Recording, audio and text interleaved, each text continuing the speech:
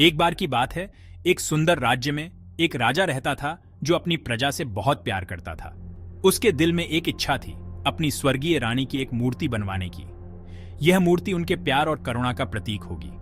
राजा ने राज्य के सबसे कुशल मूर्तिकार को बुलवाया। मूर्तिकार अपनी कला में माहिर था, फिर भी यह काम खास तौर पर चुनौतीपूर्ण था। राजा ने उसे एक विशाल और अद्भुत पत्थर प्रदान किया, जिसमें एक अनोखी चमक और पैनापन था। मूर्तिकार सम्मानित महसूस कर रहा था, लेकिन वह चिंतित भी था। वह समझ नहीं पा रहा था कि इस असाधारण पत्थर के साथ कैसे काम किया जाए। उसने अपने औजारों को तेज किया और कई तरीके आजमाए, लेकिन पत्थर पर एक भी निशान नहीं बना। उसने दिन रात काम किया, लेकिन पत्थर ज्यों का त्यों रहा। उसका हौसला टूटने लगा। उसने सोचा कि क्या वह इस काम के लिए सही व्यक्ति था। शायद यह पत्थर मूर्ति के लिए नहीं बना था। हार मान लेना आसान होता। नकारात्मक विचारों ने मूर्तिकार के मन को घेरना शुरू कर दिया। उसने अपने औजार एक तरफ रख दिए, यह सोचकर कि राजा को सच बता देना ही उचित होगा। यह पत्थर हालांकि अद्भुत था, मूर्ति में तराशना असंभव था। वह राजा के दरबार में गया और अपनी असफलता स्वीकार की। उसने कहा, महाराज, यह पत्थर अभेद्य है। तमाम कोशिशों के बावजूद मैं इस पर एक भी निशान नहीं बना सका। राजा चुपचाप उसकी बात सुनता रहा। राजा समझ गया कि मूर्तिकार निराश और हताश था। उसने धीरे से कहा, तुमने अपना बेस्ट तो दिया होगा। फिर उसने मूर्तिकार से एक आखिरी कोशिश करने के लिए कहा। राजा ने कहा, इस बार अपना तन मन धन इस काम में लगा दो।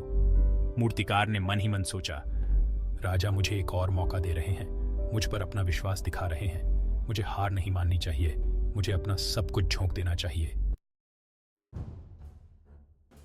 अगली सुबह मूर्तिकार ने नए जोश के साथ अपना काम शुरू किया। उसने अपनी सारी ऊर्जा और एकाग्रता पत्थर पर केंद्रित कर दी।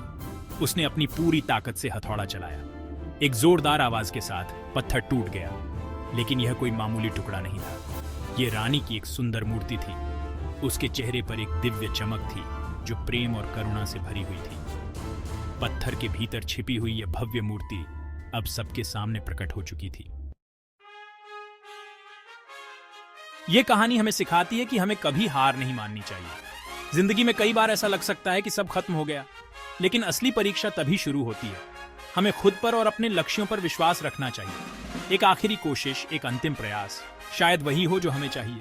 इतिहास ऐसे लोगों की कहानियों से भरा पड़ा है जिन्होंने हार न मानकर सफलता हासिल की। थॉमस एडिसन ने लाइट बल्ब का आविष्कार करने से पहले हजारों असफलताओं का सामना किया।